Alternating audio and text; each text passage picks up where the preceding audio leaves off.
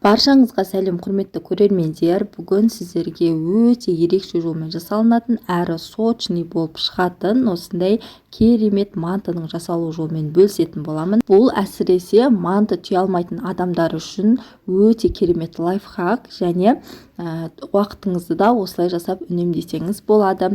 Алдымен біз ұнымыздың үстінен бір жұмыртқаны, 2 ас қасықтай сұйық май, тұз және суды қосып жақсылап қолымызбен қамыр илеп алатын боламыз. Қамырымыз барынша қатты болып иленіп шығу қажет. Қамыр ауқатқа иленген секілді етіп, тіпті одан да қатты етіп илеп дайындап аламыз. Одан кейін илеп болғаннан кейін бетін жауып, жарты сағат уақытқа қалдырамыз. Жарты сағаттан кейін кішкене иі қанып қалады. Тағы бір осылайша бір илеп жібереміз де тағы да бетін жауып, жарты сағат уақытқа қалдыратын боламыз. Сол кезде жаюға өте ыңғайлы болады. Осы арада ішіне салатын салмасын дайындаймыз. Алдымен бізге тартылған ет қажет болады. Менің етім тым майсыз болғандықтан құйрық майды ұсақтап турап қосып жібердім. Оның үстінен пиязды өте ұсақ етіп турап қостым. Енді үстінен тұз қостым. Өздеріңіздің қалауларыңызға қарай осы орайда кез келген дәмдеуіштерді қоса берсеңіздер болады. Мінекей жақсылап бір араластырып аламыз. Осымен мантының салмасы толығымен дайын болып шықты. Осы арада біздің қамырымызда иі қанып, кішкене жұмсарып дайын тұр. Үстеліміздің үстіне алып, бірнеше рет илеп жібереміз де, осылай ұзынша бөліктерге бөліп аламыз. Әрбір бөлікті ұсақтап бөлеміз. Мен әрбірін осылай 20-21 грамдай етіп бөліп алдым.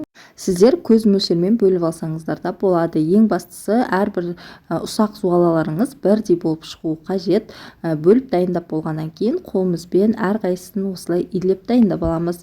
Мінекей барлығын илеп болғаннан кейін бетін жауып, қаязып қалмас үшін қоя тұрамыз да бірінші илеген қамырымыздан алып, шетінен жая бастаймыз. Мінекей әрқайсысын осылай жайып алдым.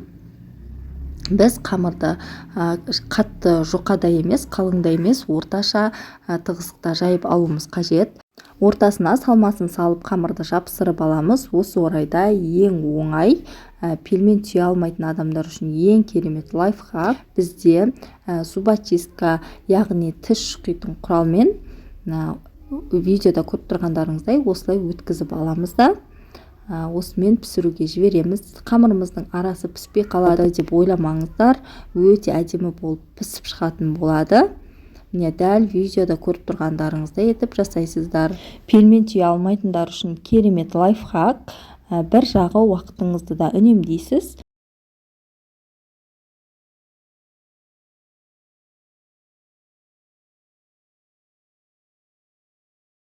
Достар, менің YouTube каналымда сіздерге әйел адамдарына пайдалы көптеген видео рецепттер бар. Менің каналымдағы видео бөліміне өтетін болсаңыз, видеолардың барлығын ашып қарай аласыз.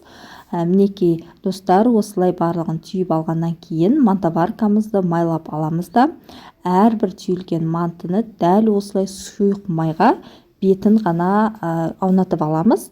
Сол кезде түйілген жері шикі болмай, жұмсақ өте әдемі болып пісіп шығатын болады. Мінекей барлығын дерлік дайындап алдым. Енді дәл мантыны пісіргендей етіп 45 минут уақыт буда пісіріп аламыз. Одан соң біздің мантыларымыз осылай өте әдемі болып пісіп шығатын болады. Әрі сочный болып шығады. Қазір сіздерге ортасын бөліп көрсететін боламын. Осылай арнайы соуспен жесеңіздер де болады, немесе жай өзін жесеңіздер де өте дәмді шығады. Достар, сіздер де дәл осылай жасап беріп, жақындарыңызды қуантсаңыздар болады.